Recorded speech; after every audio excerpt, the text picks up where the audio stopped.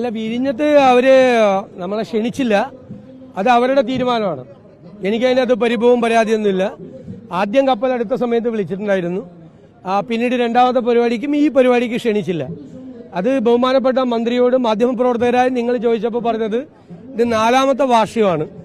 ആ 4ാമത്തെ വാർഷികത്തിന്റെ ഭാഗമായിട്ടുള്ള പരിപാടിയാണ്. അത് പ്രതിപക്ഷം അതുമായിട്ട് സഹകരിക്കുന്നില്ല. അതുകൊണ്ടാണ് ഇത് പ്രതിപക്ഷ നേതാവിനെ വിളിക്കാത്തതെന്ന്. ഇത് സർക്കാരിന്റെ 4ാമത്തെ വാർഷികമാണോ? അങ്ങനെയാണെങ്കിൽ കേരളത്തിൽ CPM-ഉം BJP-യും കൂടിയാണല്ലോ 4ാമത്തെ വാർഷികം ആഘോഷിക്കുന്നത്, ആണോ? അങ്ങനെ BJP നേതൃത്വം പറയട്ടെ. 4ാമത്തെ വാർഷികാഘോഷത്തിൽ പങ്കെടുക്കാനാണ് പിണറായി വിജയൻ സർക്കാരിന്റെ 4ാമത്തെ വാർഷികാഘോഷത്തിൽ പങ്കെടുക്കാനാണ് പ്രധാനമന്ത്രി കേരളത്തിലേക്ക് വരുന്നതെന്ന് BJP പറയട്ടെ. അങ്ങനെ BJP-യും CPM-ഉം ചേർന്ന് ഒരുമിച്ചാണ് 4ാം വാർഷികം ആഘോഷിക്കുന്നതെങ്കിൽ അത് നടക്കട്ടെ. 4ാം വാർഷികാഘോഷവും ഈ വിഴിഞ്ഞം പദ്ധതിയുടെ ഉദ്ഘാടനവും തമ്മിൽ രണ്ട്. മുഖ്യമന്ത്രി ഇപ്പോൾ അതിന്റെ പൂർണ്ണമായ ക്രെഡിറ്റ് എടുക്കാൻ വേണ്ടിയിട്ട് നോക്കുക. ഈ മുഖ്യമന്ത്രി ഉമ്മൻചാണ്ടി ഈ വിഴിഞ്ഞം പദ്ധതി പ്രഖ്യാപിക്കുമ്പോൾ, UDF സർക്കാർ ഇത് പ്രഖ്യാപിക്കുമ്പോൾ അദ്ദേഹം പാർട്ടി സെക്രട്ടറി ആയിരുന്നു. അദ്ദേഹം പറഞ്ഞത് ഇത് 6000 കോടി രൂപ, ഇത് കടൽ കൊള്ളയാണ് എന്ന് പ്രഖ്യാപിച്ച ആളാണ് ശ്രീ പിണറായി വിജയൻ. ശ്രീ ഉമ്മൻചാണ്ടിക്കെതിരായി ആരോപണം ഉന്നയിച്ച ആളാണ്. 6000 കോടി രൂപയുടെ റിയൽ എസ്റ്റേറ്റ് ഇടപാടും കടൽ കൊള്ളയുമാണ്. കേരളത്തിലെ മത്സ്യത്തൊഴിലാളികൾ മുഴുവൻ തകർന്നു പോവരുടെ ഉപജീവനം ഇല്ലാതായി പോവും എന്ന് പറഞ്ഞ് ഇതിനെതിരായി നിലപാടെടുത്ത CPM ഇപ്പോൾ അത് യാഥാർത്ഥ്യമാവുമ്പോൾ അതിന്റെ ക്രെഡിറ്റ് എടുക്കാൻ പോകുന്നത് വൈക്കം മുഹമ്മദ് ബഷീറിന്റെ കഥാപാത്രത്തെ കേരളത്തിലെ ജനങ്ങളെ ഒന്നും കൂടി ഓർമ്മപ്പെടുത്തും. 8 കാലം മുമ്പ് ഇത്രയുള്ളൂ സംഭവം. മനസ്സിലായില്ലേ? മാത്രമല്ല, ഇത് സ്വാഭാവികമായ പൂർത്തീകരണമാണ്.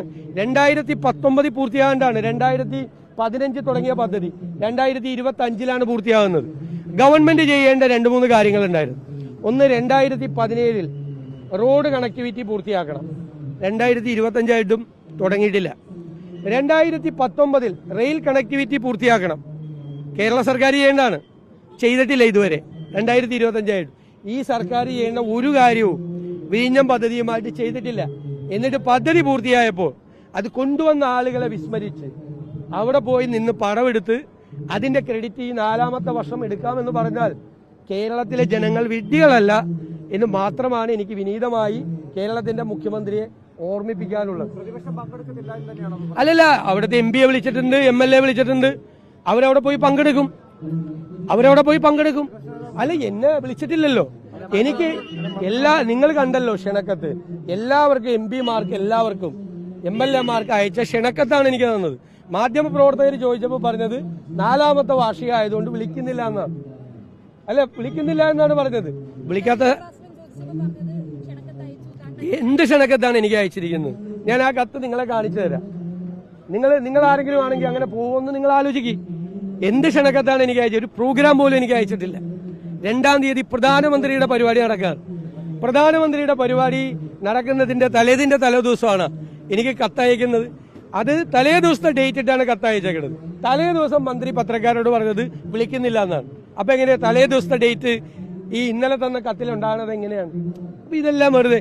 അത് ജനങ്ങൾ പ്രതിഷേധിച്ചപ്പോൾ, രാഷ്ട്രീയമായും എല്ലാ പ്രതിഷേധവും ഉണ്ടായപ്പോൾ അത് മറച്ചു വെക്കാൻ വേണ്ടിയിട്ടാണ് ഇങ്ങനെ അവ്യക്തമായൊരു കത്തയച്ചിരിക്കും. ഞാൻ പറഞ്ഞല്ലോ, എനിക്ക് പരിഭവമില്ല, പരാതിയില്ല.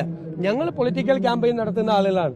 ഈ വിഴിഞ്ഞം തുറമുഖം എന്ന് പറയുന്നത് ശ്രീ ഉമ്മൻചാണ്ടി എന്ന കേരളത്തിലെ മുഖ്യമന്ത്രിയുടെയും അന്നത്തെ സർക്കാരിന്റെയും വിൽ പവറാണ്. അവരുടെ ഇച്ഛാശക്തിയും അവരുടെ നിശ്ചയദാർഢ്യവുമാണ് ഇത് കേരളത്തിൽ യാഥാർത്ഥ്യമാക്കിയത്. അത് ഞങ്ങൾ ജനങ്ങളോട് പറയും. കേരളത്തിലെ ജനങ്ങൾക്ക് നന്നായിട്ട് അറിയാം. വല്ലവരും ചെയ്തതിന്റെ പിതൃത്വം ഏറ്റെടുക്കുക എന്നതാണ് ഈ മുഖ്യമന്ത്രിയുടെ സ്ഥിരം പരിപാടി. അതാണ് അദ്ദേഹം ചെയ്തുകൊണ്ടിരിക്കുന്നത്.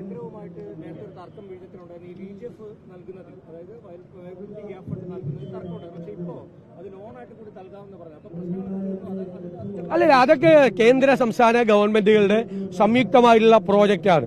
നേരത്തെയുള്ള എഗ്രിമെന്റിന്റെ ഭാഗമായിട്ടാണ് വയബിലിറ്റി ഗ്യാപ്പ് ഫണ്ട് നൽകുക എന്നുള്ളത്. അന്ന് മുതലുള്ള എഗ്രിമെന്റാണ്. അന്ന് ഉണ്ടായിരുന്ന പല എഗ്രിമെന്റുകളും നടപ്പാക്കിയില്ല. 472 കോടി രൂപ റീഹാബിലിറ്റേഷൻ.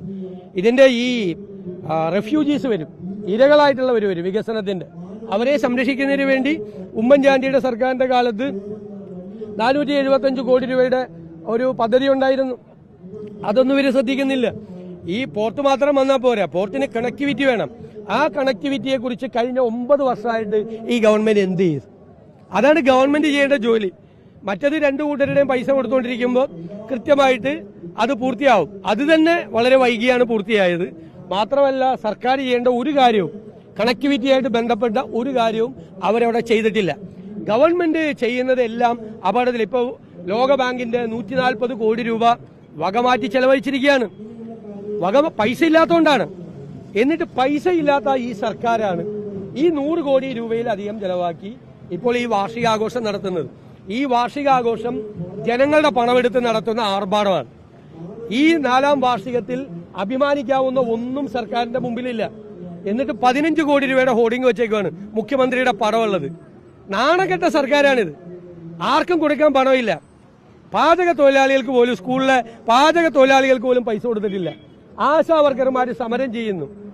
സോഷ്യൽ സെക്യൂരിറ്റി പെൻഷൻ കൊടുക്കുന്ന കളക്ഷൻ ഏജന്റുമാർക്ക് പൈസ കൊടുത്തിട്ടില്ല, പെൻഷൻ കൊടുക്കുന്നില്ല. ക്ഷേമനിധികൾ തകർന്നു, ആശുപത്രി മരുന്നില്ല, മാവേലി സ്റ്റോറി സാധനമില്ല. എന്നിട്ടും കോടികളെടുത്ത്, പണമില്ലാത്ത സർക്കാർ കോടികളെടുത്ത് ഈ ആർഭാടം നടത്തുന്നു. ജനങ്ങളുടെ പണമാണ് ഇതെടുക്കുന്നത്. 140 കോടി രൂപ ലോകബാങ്കിന്റെ പണം വകമാറ്റി ചെലവ് ചെയ്തു. കുറ്റകൃത്യമാണ് ചെയ്തത്, കുറ്റകൃത്യം. പൈസയില്ല. എന്നിട്ട് അവസാനം ലഹരി മരുന്നിനെതിരായി ക്യാമ്പയിൻ, ചുവന്ന ബനിയനുണ്ടാക്കി മുഖ്യമന്ത്രിയുടെ പടം ഒട്ടിച്ചു വെച്ച് പാവം പിള്ളേരെ ഇടിയിച്ച്. നാണമുണ്ടോ സർക്കാരിന്? നാണം. ചുവന്ന എന്താണ് ഈ ലഹരി മരുന്നിനെതിരായിട്ടുള്ള പ്രചരണം ചുവപ്പുവൽക്കരിക്കുകയാണോ, മാർക്സിസ്റ്റ് വൽക്കരിക്കുകയാണോ? മുഖ്യമന്ത്രിയുടെ പടം സ്വന്തം കാശ് കൊണ്ട് അടിച്ച് ചെലവാക്കണം. സർക്കാരിന്റെ പണം കൊണ്ടല്ല മുഖ്യമന്ത്രിയുടെ പടം അടിച്ച് ബനിയനിട്ട് കുട്ടികളെ ഇരുത്തുന്നത്. ഇതൊക്കെ എത്രമാത്രം 3ാം കട നിലവാരത്തിലേക്ക് അല്ലെങ്കിൽ 4ാം കട നിലവാരത്തിലേക്ക് ഒരു സർക്കാർ പോകുക എന്നതിന്റെ ഏറ്റവും വലിയ ഉദാഹരണം നമുക്ക് അല്ലെ. എന്തെങ്കിലും വികസനം നടത്തിയാലല്ല അതിനെതിരായിട്ട് ഒരു വിരോധം പറയാൻ പറ്റുള്ളൂ. ജലജീവൻ മിഷൻ വഴിയിലാണ്, കോടികളാണ് കൊടുക്കാനുള്ളത്. PWD കരാറുകാർക്ക് കോടികളാണ് കൊടുക്കാനുള്ളത്. ഒരു കരാറുകാരും ഒരു പണിയെടുക്കുന്നില്ല. ആര് വികസന പ്രവർത്തനം നടത്തിയെന്നാ പറയുന്നത്? അതിപ്പോ ഈ മറ്റേ ഇവിടെ പറയുന്ന പോലെ നരേന്ദ്രമോദി പറയുന്ന പോലെയാണ്. നരേന്ദ്രമോദിയെ വിമർശിച്ചാൽ അവർ ദേശവിരുദ്ധർ, പിണറായി വിജയനെ വിമർശിച്ചാൽ അവർ സംസ്ഥാന വിരുദ്ധരും വികസന വിരുദ്ധരും. അതൊക്കെ കയ്യിൽ വെച്ചാൽ മതി. നമ്മുടെ ആൾക്കൂട്ടാക്രമണത്തിലെ കർണാടകയിൽ ആൾക്കൂട്ടാക്രമണത്തിൽ ഒരു മലയാളിയാണ് കൊല്ലപ്പെട്ടത്. അപ്പൊ അത് അവരുടെ കുടുംബത്തിന് നീതി ഉറപ്പാക്കാൻ തീർച്ചയായിട്ടും ഉറപ്പാക്കും. കർണാടക ഗവൺമെന്റുമായിട്ട് കൂടി ബന്ധപ്പെടും. ആ നീതി, ആ കുടുംബത്തിന് നീതി കിട്ടുന്നത് ഉറപ്പാക്കുക തന്നെ ചെയ്യും.